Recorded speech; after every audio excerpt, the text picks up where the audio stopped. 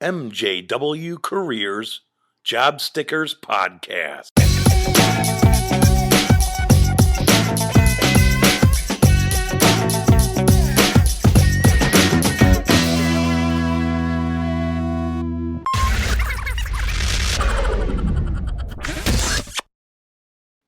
Hello, everybody, and welcome to the next installment of the JobStickers Podcast. This week, we'll be discussing unusual job hunting techniques.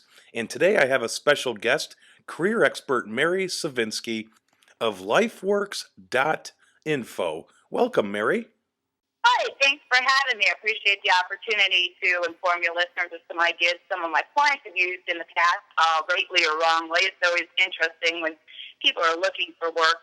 They tend to get real creative. Absolutely, especially now with the job market how it is.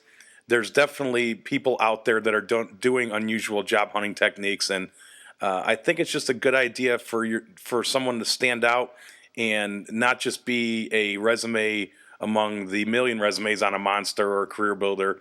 If you're doing the networking things, that's another good aspect, but sometimes you just got to go outside the box and go above and beyond with your job hunting techniques and self-marketing plans.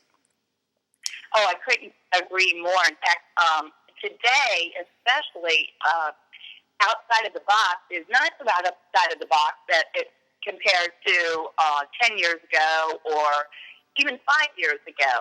What I find a lot of times when working with my clients is that they tend to sit home and do the online applications and shoot out a zillion resumes, which doesn't help them stand out from the rest of the folks who are also sitting at home doing the same thing. Absolutely right. And with that, I definitely want to dive into some of these techniques that we've come across. I've seen in various news reports and you see on the CNNs and things of that type of media where you're going to see folks out there, wearing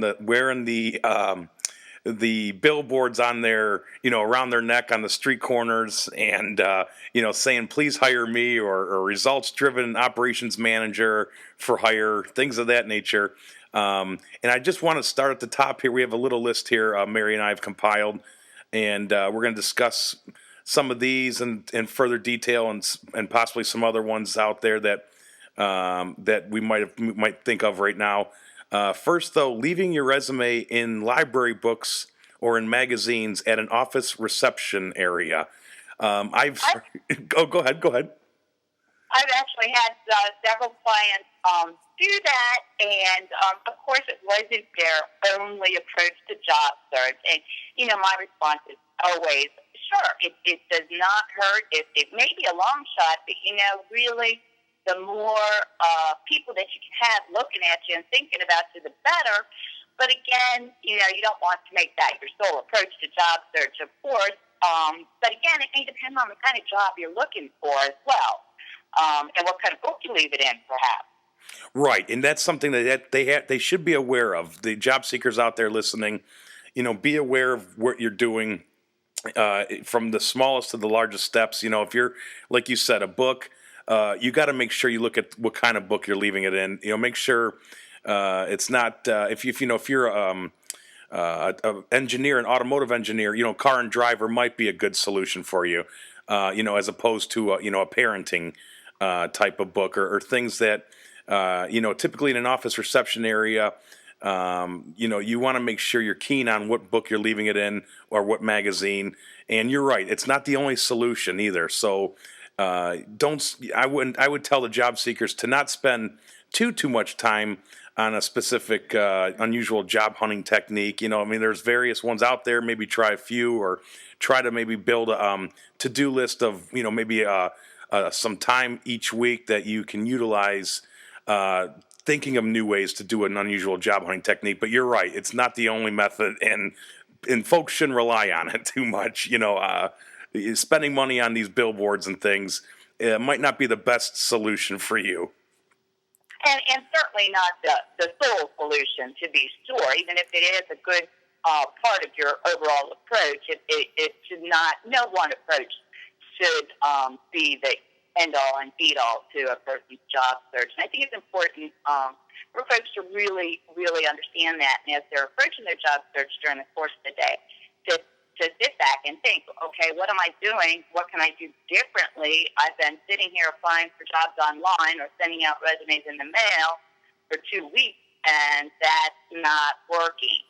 And, of course, the other piece to that is don't be afraid to ask somebody else. I mean, certainly there are a lot of career experts out there that folks can tap into, but they don't even have to go that far, maybe. They could even consult, a friend or a relative whose opinion they trust, or an advisor if they're especially out of college or in college or something like that. But don't be afraid to ask for ideas from other people, and that's part of the networking process. And the more people that understand that you're looking for work, the more people can help you. Absolutely. I agree 100% to always utilize friends and family in your job search. And that's an excellent point, Mary.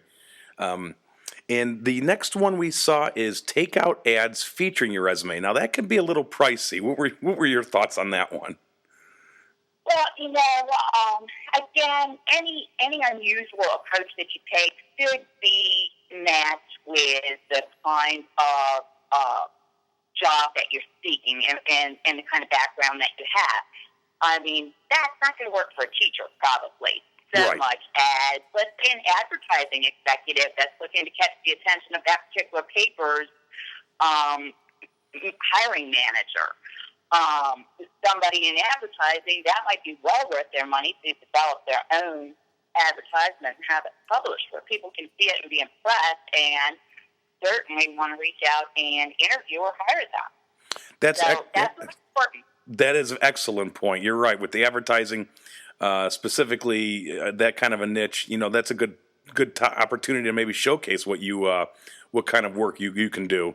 That's definitely. As far as the expense, though, I do want to caution folks, if they're unemployed, that these days that can be a lengthy proposition, and to really weigh out how much money they want to spend on their job search in general, let alone on an unusual job hunting technique.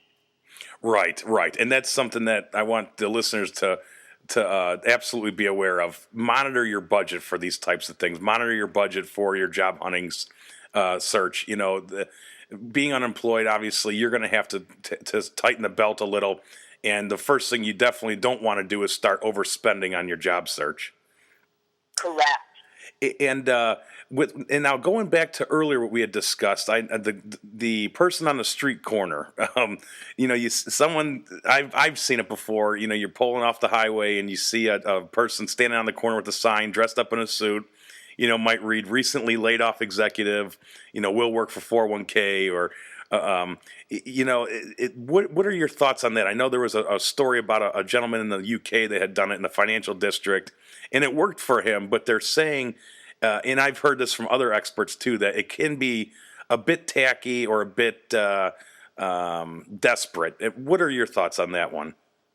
Well, it definitely does smack of desperation to me, certainly, and if a client, frankly, would ask me if I would advise them to do that, I would advise against it personally, just because there is so much exposure, and you don't know how it's going to be received by whom. So you don't want to put yourself out there so much, maybe, in such a vulnerable position. And if you're going to do something very public, you want to, just like with anything else in your life, make sure that, it's going to be well received and that it's going to benefit you. And my fear is with something like that there's going to be more detriment than benefit. And that's not to say that it might not work like it did for the gentleman in Britain. But, I would personally advise my client against it if I were to be asked. And I agree.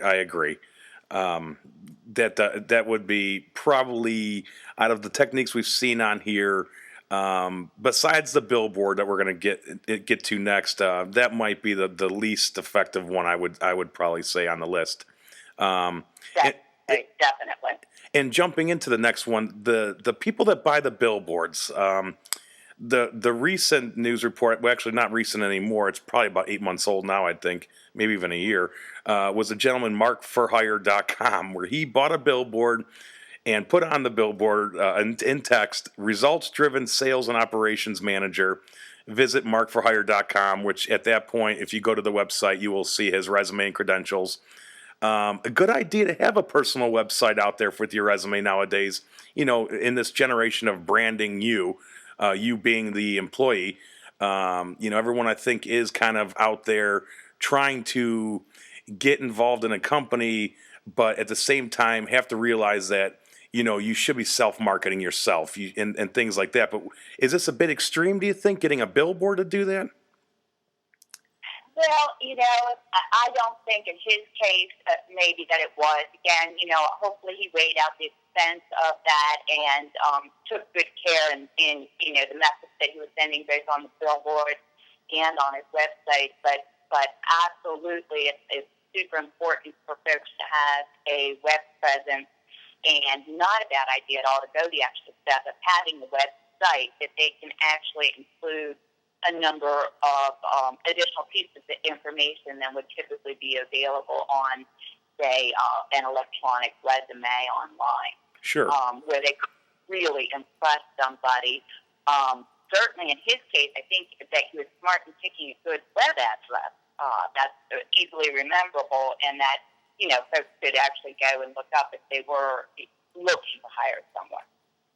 Right. And that's something I think we both agree on, though. You're right, as far as having that web presence is so important these days, getting on the social networking sites, making yourself appear as the expert that you are. If you are somebody that can give information out, who knows what forum you might start a discussion in that possible hiring manager is a part of.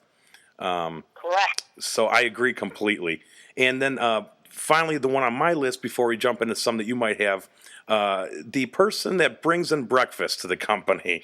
I know it works for sales folks. We all appreciate the free donuts or bagels on a Friday from, vendor X or vendor Y that come in and supply. But what do you think about as far as if you're an unemployed job seeker going into your target company and bringing them breakfast, say once a week or once a month?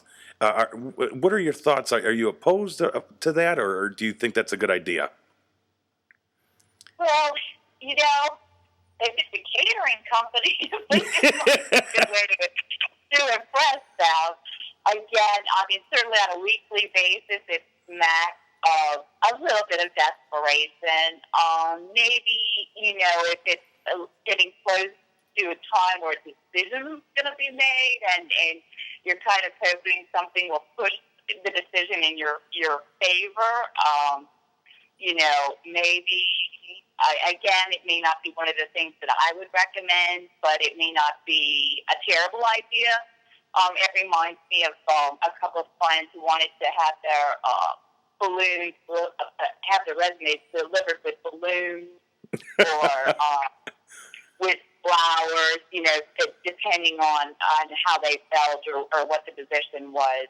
I even had one client who wanted his relative, who was, I believe, a sheriff at the time, to deliver his resume in the form of a summons.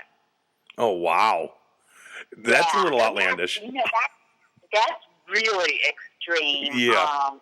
And could scare a potential employer. Nobody expects to have a sheriff walk in, and that's not usually a good feeling to be on the other end of. Right. So that's not something that I would recommend. But if people do want to try and find ways to have their resumes or their information stand out, and they certainly should do that. But sometimes, always it's important to make sure that the content is there and that you're standing out more for the content. It's fine to try and get the attention or have yourself stand out. But, maybe one of the best ways to do that is to make sure that you have outstanding content and in your resume, and that you're giving a lot of thought to that during the job search process, not only to, kind of gimmicky ways to make yourself stand out, but hey, what makes me stand out as a job seeker may help you far more than delivering your resume with balloons. Right, right. And even going back with the breakfast item, on top of it being expensive, who knows if you're going to get stuck at the gatekeeper dropping off the donuts and not even reaching the potential hiring manager. Exactly. It could be a lot of bliss, but quite frankly, for not a lot of return. Absolutely. And you have no guarantee or control over that return. Absolutely. And now diving into the next section, I didn't know did you have a couple you wanted to mention to kind of finalize the rest of the podcast here, or did you anything that come to mind during the conversation we just had? Well, I've had clients take take networking to somewhat of an extreme and enlisted family and friends to actually try to sell them to other various contacts and, give them resumes to distribute and things of that nature. And again, I think that the return on that might be a little iffy because they may not be as interested in going out of the way to help you, find a job as you are. They may be well-intentioned, but you don't know how they're going to be received or to whom they might be reaching out either. If someone were to take that approach, maybe think about that a little carefully too. Another client, and this could work in a certain instance, and I guess I won't mention any names, but an accountant company names that is, looking to be hired by a national, very well-known kind of prestigious tax preparation company, wanted to dress up as like Uncle Sam and deliver his resume saying Uncle Sam wants you to hire me at the top. And that might work with certain types of tax preparation companies that might have the people standing out and waving to get their folks to come in. They might have the kind of culture and climate where that would really come off and be well received. And other tax preparation companies might have more of a conservative approach, and that approach would not come off well with them. So it's really important to not only match your approach to the company that you're applying for, but to look at your qualities and what you're looking for in an employer and a work environment, and to consider that before really pursuing seriously a position, especially if you're going to put out some money or any type of effort beyond the norm. Right. And you got to also think reputation. If you do get hired, you're the Uncle Sam guy. It could stick with you for a while. And it might be your personality, so you don't mind anyway. But absolutely. Well, those are great. Those are some great points, Mary. And I wanted to say I really appreciate you spending some time with me on the podcast. I definitely want to have you on again, and we can kind of dive into some other aspects of our business of helping folks find jobs. That's kind of our, the end process is getting people employed. So there's a lot of other things I'm sure we can touch base on. But before I go, absolutely. And before I go, please feel free right now to kind of plug anything you have going on right now, or to kind of share your website or anything else that you might want to divulge to the audience.